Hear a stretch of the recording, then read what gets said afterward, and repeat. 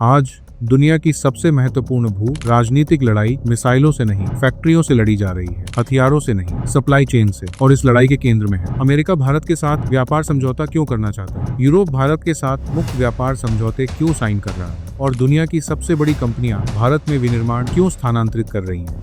क्या ये सिर्फ व्यापार है या फिर एक बहुत बड़ी भू राजनीतिक रणनीति। पिछले 20 साल तक चीन दुनिया की फैक्ट्री था। जो चीज आप इस्तेमाल करते हो, मोबाइल फोन, इलेक्ट्रॉनिक्स, मशीनरी, उनमें से बहुत कुछ चीन में बनता था। लेकिन फिर वैश्विक तनाव बढ़ने लगे, व्यापार युद्ध शुरू हुए, सप्लाई चेन में बाधाएं आईं और दुनिया ने महसूस किया एक ही देश पर ज्यादा निर्भरता खतरनाक हो सकती है। अब देश एक नई रणनीति अपना रहे हैं, चाइना +1, मतलब चीन के साथ साथ एक और विनिर्माण केंद्र विकसित करना। और उस दौड़ में भारत सबसे बड़ा दावेदार बनकर उभर रहा है। आज अमेरिका और भारत एक बड़े व्यापार समझौते पर काम कर रहे हैं। निवेश, प्रौद्योगिकी सहयोग सब चर्चा का हिस्सा है, लेकिन सतह के नीचे कहानी और भी दिलचस्प है। अमेरिका को एक भरोसेमंद विनिर्माण साझेदार चाहिए, एक बड़ा उपभोक्ता बाजार चाहिए और लोकतांत्रिक सहयोगी चाहिए। भारत तीनों मानकों पर खरा उतरता है। 1.4 अरब उपभोक्ता, तेजी से बढ़ती अर्थव्यवस्था, युवा कार्यबल और रणनीतिक स्थान। इसलिए ये समझौता सिर्फ व्यापार समझौता नहीं, एक भू राजनीतिक साझेदारी है। आज भारत के पास एक ऐतिहासिक अवसर है। वैश्विक कंपनियां अपनी सप्लाई चेन में विविधता ला रही हैं, निवेश स्थानांतरित हो रहे हैं, विनिर्माण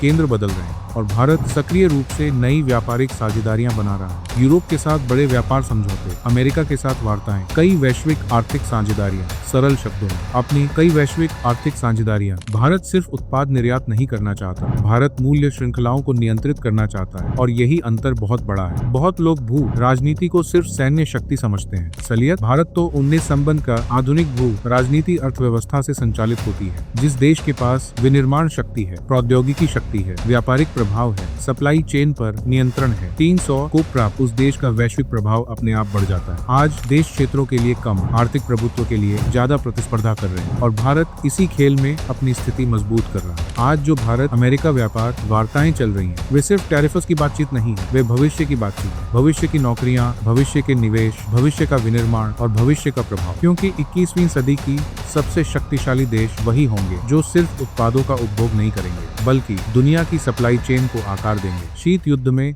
देश मिसाइलें बनाते थे, आज देश सप्लाई चेन बना रहे हैं। और जो देश दुनिया की फैक्ट्रियों को आकर्षित कर लेगा, वही कल की महाशक्ति बन सकता है। और इसी वजह से भारत राजनीति का दर्शक नहीं, बल्कि एक खिलाड़ी बन चुका है।